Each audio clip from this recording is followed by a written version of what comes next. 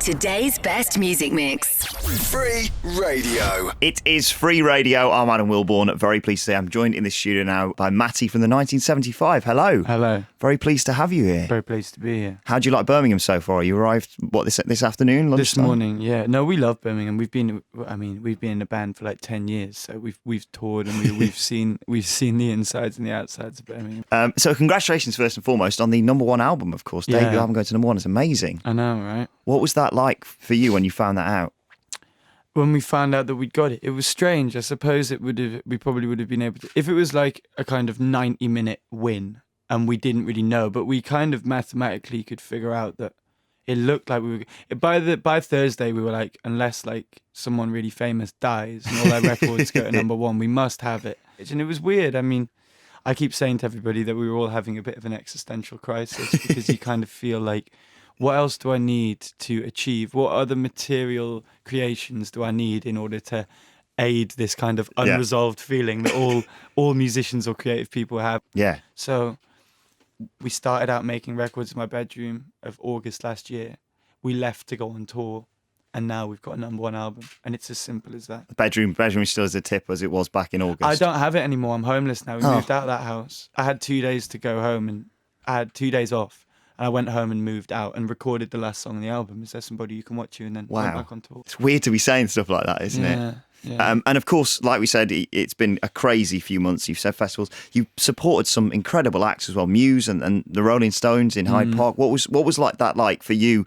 You know, being around those sorts of people.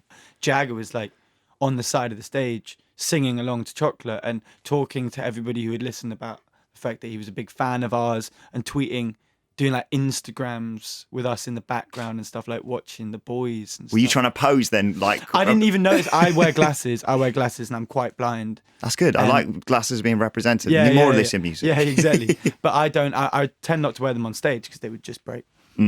So I didn't actually see him until I kind of made out this Some guys take a lot of photos of it. Should he be there? Oh, exactly. It's Mick Jagger. It's Mick Jagger, yeah. So those are the kind of things that you imagine when you're a teenager. You know, like, imagine if we supported the Stones and Jagger was there. Wow. And that kind of stuff happens. And Muse was great. They came on and offered us the whole tour after that show. Yeah, it's amazing, man. But it's been confusing for us because we're like this. We've been together for 10 years, but we're also this brand new band. So we're still trying to play as many shows to as many as our new fans as possible, but also getting all these ridiculous offers. We're kind of getting pulled in every direction. I mean, we had to say no to Rihanna, you know, we had a tour with her on her stadium tour, but we just couldn't do it because we had too many shows to do. That's incredible that you've got to that point now that the people are, you know, you have to turn down stuff like that. But I think it's the right thing to do in terms of, you know, like you said, you want to keep. It would have been an indulgent decision to go and play with pop stars in nightclubs. I think we owe the people who have just found out about our band to play shows. And you speak about famous fans like Jagger and things like that, and it's a real eclectic mix that you get. You know, it's nice to have, you know, people in the industry talk about you, but you've had both Ed Sheeran talk about you, who's obviously had an incredible few years, and Harry Styles been tweeting about you as well. What's that been like for you? It was cool. He's become a little bit of a mate of mine now, Harry Styles. I think I don't know what it was. He kind of got my number to say how much he liked the album. So I ended up texting him saying, "Oh, thank you for tweeting about it, etc." That was really sweet. And then I was meant to go to a party with him the other night, but I kind of stood him up, and I felt really bad about it. I didn't stand him up at all, but like I just literally couldn't make it to Soho in time. And he had to kind of go on without me. And apparently he was sat around waiting for me, bless him. Oh dear. But he's a legend. Yeah, there's been loads of cool people who are really into the band, but Pamela Anderson follows me on Twitter. That is not a bad claim. Not even the band. She follows me. Yes. That's so cool. Oh, she does follow the band as well. Yeah, that's one of my favourite ones. But I suppose these are all the things, you know.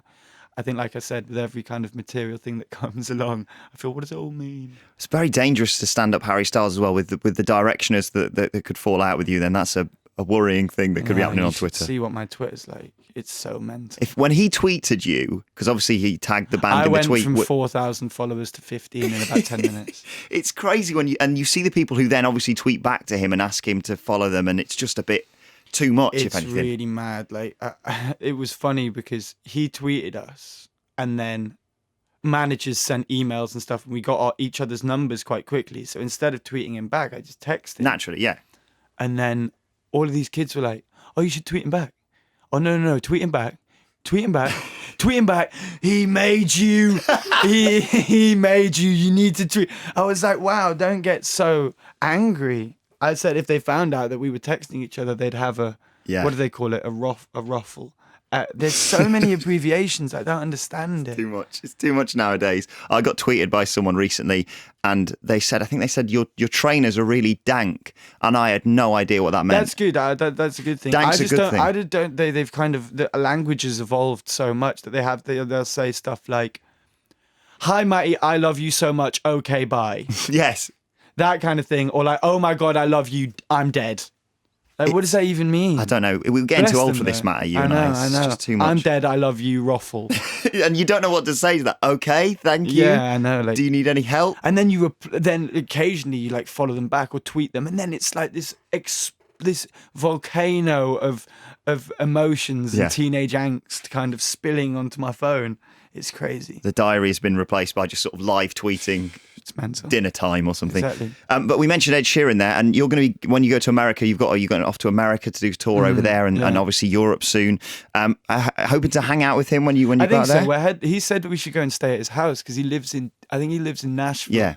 We're headlining a festival in Nashville when we go over there. It's good to have a place to crash sorted already. Yeah, I think we've got to fly straight over to LA because we're shooting the video for Girls. But I'm sure we'll meet up with him. I mean, I'm sure our paths will cross, you know. I can't put pop stars in my agenda, unfortunately. I'm sure if I meet him, that'd be great. And it'd be nice, I'll bet, with you know, like you say, with the musical influences that you've both had, him and you have had, potentially, you know, a collaboration on the cards, maybe. Oh, we'll see. I don't really know. We've got to write the second record. It's very busy, yeah. Exactly. I'm sure if we have an hour and a guitar, I'm sure we'll figure something out. I like that sort of a plan. Matty, it's been a pleasure having you in tonight. It's been fantastic having you on the show. Thanks for popping in today. Thanks, man. Take care. Free Radio. Today's best music mix. It's nice.